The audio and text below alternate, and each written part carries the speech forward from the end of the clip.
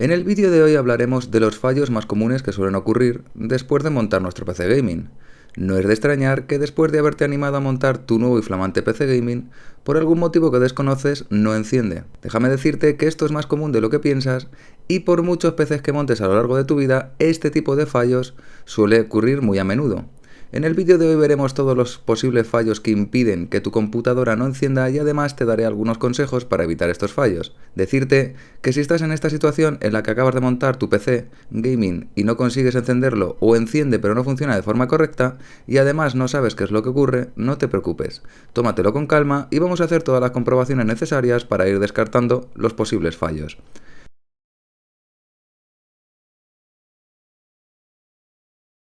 En primer lugar, y aunque esto te parezca una tontería, asegúrate de que tu PC tenga corriente eléctrica.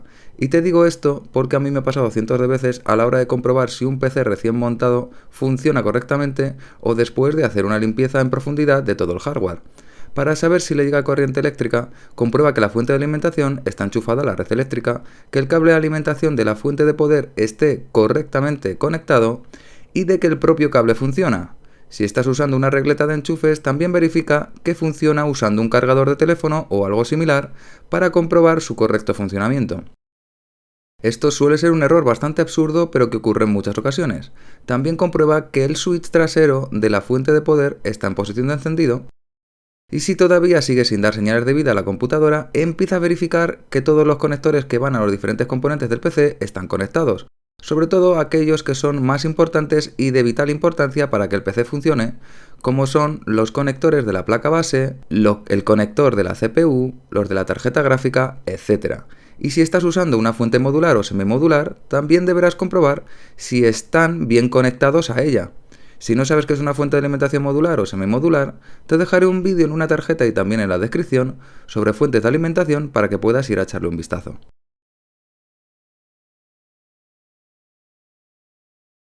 También deberás comprobar el cable de encendido.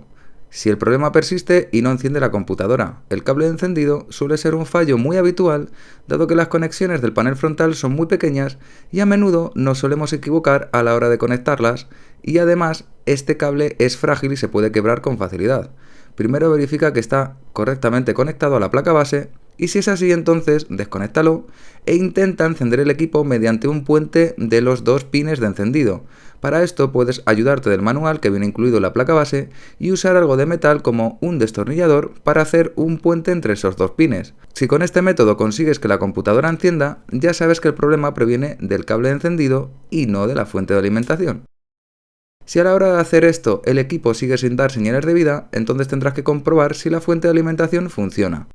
Para esto tienes las dos siguientes opciones: o bien utilizar otra fuente de poder y comprobar si el equipo enciende, o utilizar otro equipo y montar la fuente de alimentación en cuestión, para saber si la fuente de alimentación de poder funciona correctamente o no.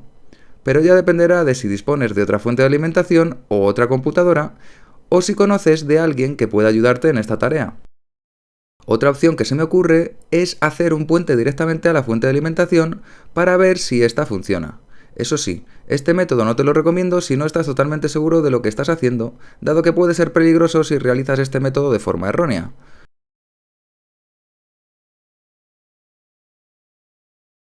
Otro fallo común que suele ocurrir está relacionado con las memorias RAM. Debes de comprobar si la memoria RAM funciona correctamente.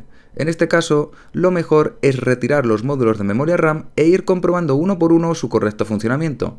De esta manera podrás comprobar si los módulos funcionan correctamente o cuál de ellos no funciona en el caso de tener varios módulos. También es aconsejable que los pruebes en diferentes zócalos, es decir, en diferentes ranuras donde van insertadas las memorias, y así te aseguras de comprobar tanto si el fallo proviene del propio módulo de RAM o del zócalo o ranura donde va alojada la memoria RAM en la placa base.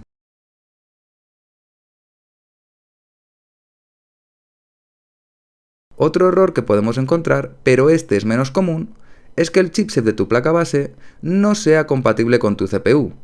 Esto suele ocurrir sobre todo con CPUs AMD, dado que todos los AMD Ryzen hasta la serie 5000 comparten el mismo socket, pero no todos los chipsets con el mismo socket son compatibles con todas las CPUs Ryzen. Y si lo son, normalmente requieren una actualización de BIOS previa para que este pueda funcionar.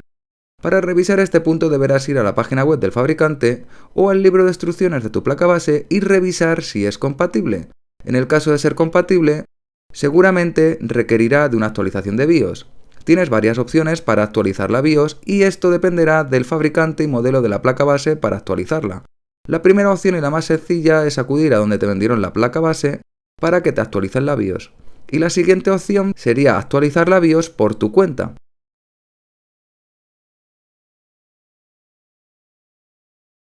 Según el fabricante o placa base, podrían existir varias formas para hacer la actualización de BIOS en tu placa. Si tu placa base cuenta con las herramientas BIOS Flash, te será más simple, dado que podrás actualizar la BIOS sin tener ninguna CPU conectada, pero si tu caso no es así, tendrás que buscar una CPU compatible para poder actualizarla. Pero ojo, antes de hacer nada, infórmate bien para hacer este proceso, dado que cada fabricante o modelo de placa base tiene su propio método. En el caso de que tu placa base sea compatible y además esta esté actualizada de BIOS para usar la CPU, también puedes probar a hacer un Clear CMOS de la placa base. Con este proceso lo que conseguimos es resetear la BIOS y dejar la configuración de fábrica. Esto te puede parecer absurdo, pero créeme que en algunas ocasiones esto puede solucionar el problema. Para hacer un Clear CMOS existen varias maneras y también dependerá del modelo o fabricante de tu placa base. En algunas placas base directamente existe un botón para hacer CMOS, y en otras deberás puentear ciertos pines para hacer Clear CMOS. En estos casos lo mejor es consultar el libro de instrucciones de la placa base. Y por último, la última opción para hacer Clear CMOS sería retirar la pila de la placa base durante al menos 10 a 15 segundos y después volverla a colocar. En cualquiera de estos casos, te recomendaré encarecidamente que consultes el manual de instrucciones de la placa base para no dañarla. Si después de todas estas comprobaciones sigues sin conseguir que tu computadora funcione, es posible que el problema que tengas sea más importante y pueda resultarte más difícil solucionarlo por tu cuenta, puesto que en estos casos deberás de empezar a usar componentes de reemplazo para saber dónde se localiza el problema y cuál es el componente que en este caso no funciona correctamente. Lo más recomendado en estos casos siempre será que tengas conectado lo más básico y vital de la computadora y desconectar todo lo demás. Por ejemplo, solo usar un módulo de memoria RAM, desconectar todos los periféricos, dejar solo el dispositivo de almacenamiento donde se aloja el sistema operativo, etcétera, etcétera.